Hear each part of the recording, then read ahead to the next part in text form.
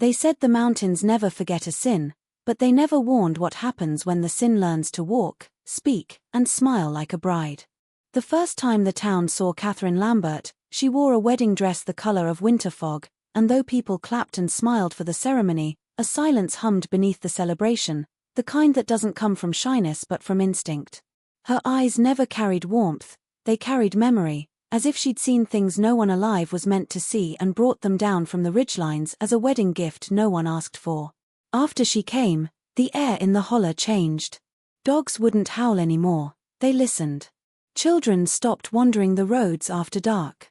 Even the wind stopped touching the house she lived in, curling around it like it feared brushing against the walls. When the first person vanished, the town prayed. When the second vanished, they whispered. By the third, everyone understood but refused to say it aloud, because speaking it meant believing she was something far worse than a cruel woman, far darker than a sinner. She walked with grace, yet shadows seemed to keep pace behind her. She smiled, yet something unseen smiled wider through her. And as each night stretched longer and colder, one question settled in every trembling heart across the mountains. Catherine Lambert didn't marry into this town, so what made her choose it? Catherine Lambert did not arrive like most brides do, wrapped in warmth and laughter, but rather like a quiet storm that nobody had prepared for. The town first learned of her through whispers. Someone had married a woman from beyond the ridge, a place folks rarely mentioned without lowering their voices. When she finally appeared, stepping from a creaking carriage onto the dusty street, everything about her seemed slightly wrong in ways that were difficult to name. Her dress wasn't white, it was a pale, ashen shade that seemed to swallow sunlight before it ever touched her. Her veil fluttered, but not with the breeze. People swore it moved like something alive, like breath hidden in fabric. Her face remained calm, composed in a way that looked less like happiness and more like someone fulfilling an obligation.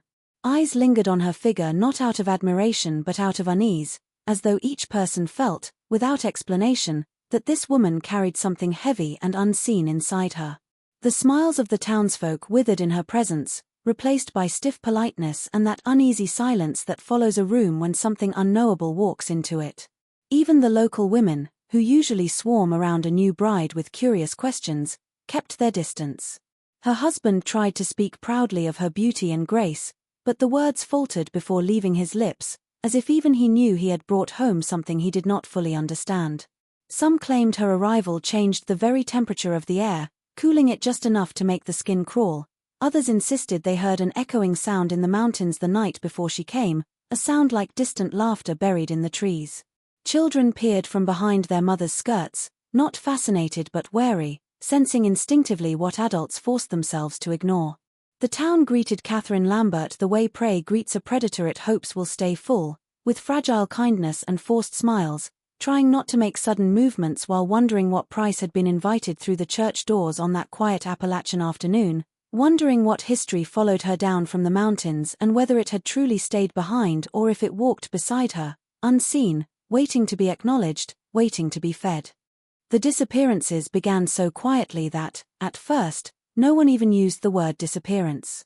People simply said someone hadn't come back yet, or must have gone visiting, because that sounded safer, less like the truth they didn't want to look at. The first was a farmhand who lived on the outskirts of town, last seen walking past the Lambert house at dusk, hat in his hand, head turned as though something had caught his attention. He never came home, and while his family wept and organized searches, Catherine remained composed, watching with eyes that reflected nothing but a distant curiosity. Then a young woman vanished on her way from the church, her footprints leading partway down the dirt road before abruptly stopping as if the earth itself had swallowed her. Panic began to ripple beneath the town's skin, but what unsettled everyone more than the losses was Catherine's stillness in the face of them. While others trembled, she served supper, tended to her house, smiled politely when spoken to. When neighbors approached to offer sympathy, she never once pretended to be frightened. Instead, she listened so carefully, like someone studying an unfolding story rather than living inside it. The sheriff knocked on doors, questioned travelers, searched ravines and hollows, but every trail led back to nothing, ending in air so cold it seemed to carry a warning.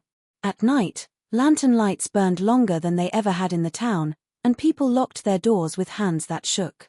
Yet through it all, Catherine slept easily, or at least she appeared to, her windows dim and silent while the rest of the town lay awake. Some whispered that sorrow didn't touch her because she already understood it too well, that maybe loss wasn't new to her but something she'd carried like an old habit. Others whispered far darker things, claiming she brought absence with her the way other brides brought dowries. Mothers kept their children close, husbands refused to let their wives walk alone, and still the quiet dread thickened, because nothing disappears without reason, and the one person who never seemed surprised by any of it was the woman who had walked into their lives like a question no one dared to answer. The whispers began softly, the way secrets always do in mountain towns, born from half-remembered tales and the uneasy way people felt when Catherine walked past them. Old women, who rarely spoke without certainty, began murmuring that Catherine's family name wasn't unfamiliar at all, just buried beneath years of silence and fear. They spoke of a ridge far beyond the main trails, where few dared to go, a place where light never seemed to linger and where her people were said to have kept to themselves for generations. Stories resurfaced about gatherings under moonless skies, of chanting that wasn't quite prayer and fires that burned longer than wood should allow. They said a child born into that lineage never truly belonged to the world everyone else lived in, that they were bound instead to the deeper, older laws of the mountains. Men at the general store leaned in close, lowering their voices as they recalled the strange tragedies linked to that family in years past, livestock found drained and stiff, neighbors who disappeared only for their belongings to show up days later at the edge of the woods like offerings abandoned mid-ritual. The more people remembered, the less they wanted to admit they remembered, because superstition is easy to laugh at until the world around you begins to echo it. Catherine's serene composure started to feel less like elegance and more like the unbreakable calm of someone raised to understand that fear belongs to others, never to her. Mothers clutched rosaries, not in faith but in habit, repeating words that felt suddenly thin against whatever Catherine carried with her. Even the elders, who believed they had seen every strange thing the hills could birth, began to avoid saying her family name aloud, as though it might stir something listening inside the trees. Rumors spread that her ancestors had made promises to whatever ancient thing the mountains hid, promises that demanded loyalty, devotion, and sacrifice, and that no generation had yet escaped its reach. And so the town began to watch Catherine not as a bride or a neighbor but as a continuation of something older than laws or prayers, something inherited and unbroken, a living piece of folklore they had once dismissed as superstition but now found breathing and smiling among them, reminding them that not every story fades when the teller dies and not every curse is buried with the past. Her husband was the last person who wanted to believe the whispers, yet he was also the one closest to the truth, because he lived beside it every night. At first, he tried to ignore the strange rhythms of their home, the way Catherine seemed most alive when the sun fell, how her breathing slowed into something patient and listening as darkness settled over the mountains. Then he began waking to the sound of soft footsteps, not hurried, not fearful, just steady and purposeful. He would lift his head and see the faint outline of her figure moving through the room, gathering things from the dresser, from locked drawers, from places he swore he had never seen her touch in daylight. She always wrapped them in cloth, sometimes white, sometimes dark, sometimes stitched with symbols he did not recognize, and tied them with a knot that seemed ritualistic rather than practical. When he asked where she was going, she smiled gently, like a mother humoring a child, and told him she couldn't sleep, that she simply needed air. The first few nights he believed her because belief was easier than fear. But eventually, curiosity pushed past denial. One night he rose quietly after she left, pressing his ear to the door, listening to the silence stretching after her, then slipping outside to follow at a cautious distance. The night swallowed sound, yet he could hear her steps clearly, as if the ground itself made room for her. She walked toward the woods, never once pausing, never once looking back, as if guided by something that already knew the way. He noticed how the wind stilled when she crossed the tree line, how even insects seemed to hush, as though the forest held its breath. There were places deep in those woods that he'd been warned never to wander, places where the trees grew crooked and the soil stayed damp even in summer, and it was toward those places she disappeared with her wrapped bundles. When she finally returned hours later, her hands were empty, her face peaceful, and her dress faintly dusted with earth, and when he tried to ask again, her voice was soft but final, telling him some nights belonged to the mountains and it was better not to question what they asked for, better to sleep, better to trust her, even as something cold settled in his chest each time she vanished into the dark with things she refused to name. The hidden room wasn't found by accident, it was discovered because the house itself seemed to be guiding someone toward it, creaking in peculiar rhythms, doors refusing to open while one stubborn panel in the hallway wall developed a faint, unnatural draft that shouldn't have existed. Her husband noticed it first, that strange chill seeping through solid wood, and curiosity gnawed at him until he pressed his ear against the panel and heard what sounded like the slow breathing of a confined space. When he finally pried the wall open, the room revealed itself like a wound, narrow and windowless, lit only by the memory of candle smoke that stained the ceiling in curling black shadows. Inside, every inch of the space carried evidence of intention. Symbols carved deep into the wooden beams formed circles around the floor, overlapping like layers of secrets. Dried bundles of unfamiliar plants hung from twine, their scent sharp and bitter, as if they had been plucked from soil that didn't quite belong to this world. There were relics too, objects that should have had simple explanations: a rusted locket, a child's shoe, a cracked mirror, but each of them felt wrong because they seemed to hum with a silent purpose. In the center of the room stood a crude altar fashioned from stacked stones, smooth from touch, stained with traces of something darker than dirt that refused to fade no matter how hard he rubbed at it with trembling hands. He realized this wasn't a place Catherine occasionally used, this was a room that had been prepared long before she became his bride, a sanctuary not of faith but of obligation. It felt as though the room had been waiting for him to find it, waiting to see whether he would understand the language carved into its bones. The air was so cold it bit into his lungs, yet the candles, though long extinguished, left behind a warmth that didn't belong to fire but to presence, the sense that someone or something had stood here recently, had listened, had been offered something and accepted it. And as he stumbled back, heart pounding, he understood that this was not secrecy born of shame or guilt. This was devotion, meticulous and ancient, maintained with a loyalty that terrified him far more than any rumor the town had whispered, because devotion meant purpose, devotion meant continuity. Devotion meant Catherine hadn't brought darkness into their home so much as she had uncovered a place that darkness had always known how to find. The truth of Catherine's childhood did not surface through confession but through fragments people wished they had never pieced together. Long before she became a bride, she had grown up in a house pressed against the edge of the mountains, where the trees towered so close that sunlight rarely touched the ground. Neighbors remembered strange nights when the glow of fire flickered through the forest and the sound of chanting drifted down like wind pretending to be human voices. Catherine was only a little girl then, thin and watchful, with that same unsettling calm she carried into adulthood. It was said that something terrible happened when she was barely old enough to understand loss, something that cleaved her family in half. One storm-ridden night, the mountains roared with thunder so violent the town felt it shaking their floors, and by morning, 3 members of Catherine's family were gone without a trace. There were no bodies, no signs of a struggle, only the lingering scent of smoke and the lingering impression that the mountains had opened their unseen jaws and swallowed them whole. Some claimed they saw Catherine walking from the woods at dawn, barefoot and unhurt, her nightdress soaked to the knees with mud and something darker than rainwater, her face blank as if what she had witnessed had already been folded neatly and tucked somewhere no one could touch. Others remembered how the elders suddenly grew more cautious around her after that day, speaking to her with the kind of reverence one reserves for something sacred or dangerous.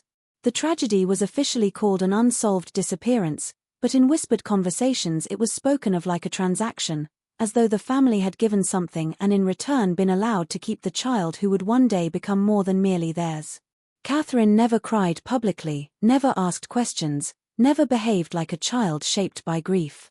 Instead, she seemed to grow more attuned to silence, more comfortable in the company of shadows, as if she had learned early that the mountains loved her in a way that was possessive rather than protective, that they had chosen her and marked her long before she stepped into a wedding gown and walked into a town that thought it was welcoming a wife rather than something the hills themselves had already claimed. The revelation that Catherine wasn't alone in her devotion came slowly, like realizing the ground beneath your feet has been hollow all along, discovered only when it begins to give way. People began noticing familiar faces behaving in unfamiliar ways, townsfolk who had lived among them for years suddenly moving with the same eerie composure Catherine possessed, carrying the same quiet assurance as if they knew something the rest of the town wasn't meant to understand.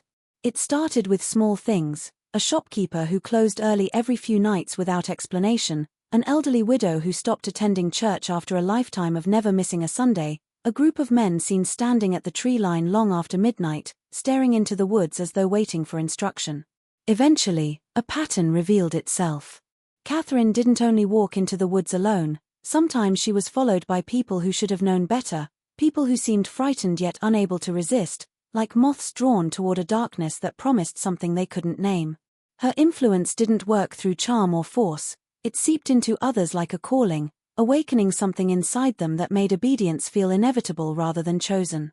Those closest to her became different, their eyes distant, their words measured, as if they were always guarding secrets on the tips of their tongues.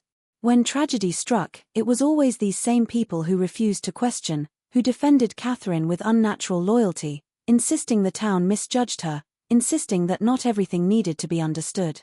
There were rumors of gatherings deep in the mountains, not loud, reckless meetings but quiet assemblies where bodies stood in tight circles and silence was treated like prayer. No one dared to confront them openly because what frightened the town most wasn't violence or open threat, but the certainty in these followers' gazes, the unwavering devotion that suggested they were bound by something older and heavier than fear. It became clear Catherine hadn't merely been accepted by the town, she had chosen her own kind from within it, weaving ordinary people into something collectively darker, binding them to rituals they didn't speak of, to promises they wouldn't explain, turning neighbors into watchful sentinels whose loyalty to her felt less like admiration and more like survival, as if they believed abandoning her would mean abandoning their last chance to remain on the right side of whatever unseen power she served, whatever ancient presence they sensed moving quietly just beyond the trees.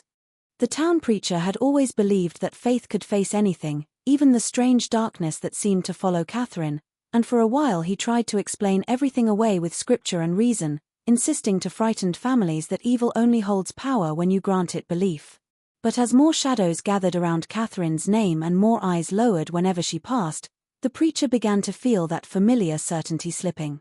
He started to watch her quietly, recording each unsettling coincidence in a worn leather journal, each disappearance, each strange gathering in the woods, until the pages felt heavier than paper should. Eventually conviction overcame fear, and he decided to confront her, not in anger but as a man convinced he could save her or at least save the town from whatever she carried. He went to the Lambert house one evening when the fog sat low across the road, clutching his Bible like a shield, and neighbors watched from behind curtains, relieved someone finally had the courage to speak where they could not. He entered the house and closed the door, and that was the last moment anyone saw him alive. Hours passed with no sign of movement inside, no raised voices, no struggle, only an unsettling stillness. By morning the door stood slightly ajar, but the preacher was gone, leaving behind his Bible on the kitchen table, its pages soaked through as though it had been left out in rain that never touched the house. In its place, on the open page, lay something that made even the bravest men turn away, a ring of ash in a perfect circle, sprinkled with bits of something that looked like dried petals and something far darker than soil, as if some ritual had marked his absence instead of explaining it. Catherine, when questioned, said he had left after a simple conversation and seemed entirely unharmed, speaking with such unshakable calm that even the sheriff faltered. The church bells stayed silent for the first Sunday anyone could remember, and the town realized with a cold, collective dread that a man of faith had walked willingly toward the darkness believing he could command it, and whatever he had faced in that house had not been something that listened to prayers or feared holy words, something that did not need to shout or strike to destroy, something that simply erased him and left symbolism in his place to remind everyone what kind of power they were truly dealing with. By the time the town fully understood what they were dealing with, the realization came like a shadow creeping over the mountains at dusk, slow, inevitable, and impossible to ignore. At first, they blamed Catherine alone, attributing every disappearance, every strange sound, every uneasy silence to her presence, her family's history, her enigmatic demeanor. But as more evidence emerged, subtle yet undeniable, it became clear that the darkness was not confined to a single person, nor even to her household. The signs were everywhere: livestock found dead under impossible circumstances, crops failing in areas untouched by storm or drought, animals behaving as though they sensed something ancient stirring beneath the earth. People who had once laughed at superstition began noticing patterns, unnatural alignments in the trees, the strange echo of footsteps when no one was walking, the way fog rolled into valleys in unnatural shapes. Catherine had always been at the center of it, yes, But she was not the origin. She was a conduit, a vessel, someone chosen and trained to channel something far older than the town itself. And that something, the curse, the presence, whatever name one might give it, was patient, methodical, feeding not on blood alone but on fear, devotion, and attention. The town's inhabitants, initially terrified of her as a person, now faced the realization that the mountains themselves had power, that their ridges and hollows were alive with memory, anger, and an almost sentient patience, and that Catherine had only been the surface through which it moved, a mask worn by the mountains themselves. When people tried to speak of it, they faltered, words failing them because acknowledging the full truth required admitting that no one had ever truly controlled their lives. The shadows in the woods were not merely shadows. The empty roads were not merely deserted. The quiet, persistent unease that had settled over the town was the mountain's patience made visible, a silent assertion that fear and loyalty were their currency and Catherine their chosen messenger. And as townsfolk observed her composure, her ritualistic movements, her calm in the face of horrors that had shaken them, they understood that resistance was useless, that anger and prayer could do nothing against something that had already claimed dominion long before any of them had set foot in the holler, something that had been waiting for generations, patient and unyielding, and that their fear only nourished what they dared not name aloud. By the time the final, undeniable acts unfolded, the town had long ceased to think of Catherine Lambert as merely a woman, as merely a bride, or even as merely a part of the community. She had become something larger, something older than any law, any moral compass, something that seemed to move with the mountains themselves, shifting through fog, shadow, and the hearts of those who had once dared to question her. The culmination of her presence was not sudden, it had been growing in subtle, deliberate ways, footsteps followed but never traced, whispers carried without sound, shadows that refused to leave her side even in full daylight. The townspeople began to notice that her influence extended beyond those she touched directly, spreading like a cold wind through every household, every farm, every hollowed path between the ridges. Objects left behind in the woods, symbols carved into trees, the patterns of vanished livestock, all pointed to a force operating through her, but far greater than her alone. The veil of calm she had worn so flawlessly was now recognized for what it had always been, the outward face of someone who understood the true shape of power, someone who knew that to command respect, fear, and obedience, one need only act as if already inseparable from the force one represents. And it was in her ultimate act that the full truth became undeniable. Those who had survived her earlier manipulations, those who had watched the disappearances and the signs and still clung to hope, finally understood that Catherine had never arrived in the town as a mere human bride with human desires. She had arrived as a bridge, as a chosen conduit for something ancient and patient, something that had been whispering through the mountains long before her birth, shaping her, molding her, giving her the knowledge and composure necessary to fulfill its will. The people who had once called her neighbor now saw her as a herald of a presence older than anyone alive, older than the trees themselves, a presence that demanded attention, loyalty, and fear. Every disappearance, every shadow, every unnatural hush in the night was no longer attributable to chance, misfortune, or even Catherine's own volition. It was the work of something that had used her as an instrument, a living reminder that some powers do not bend to human understanding, and some curses are not bound to flesh alone but carried in the soil, the trees, and the very air of the holler, waiting patiently for those brave or foolish enough to cross its path.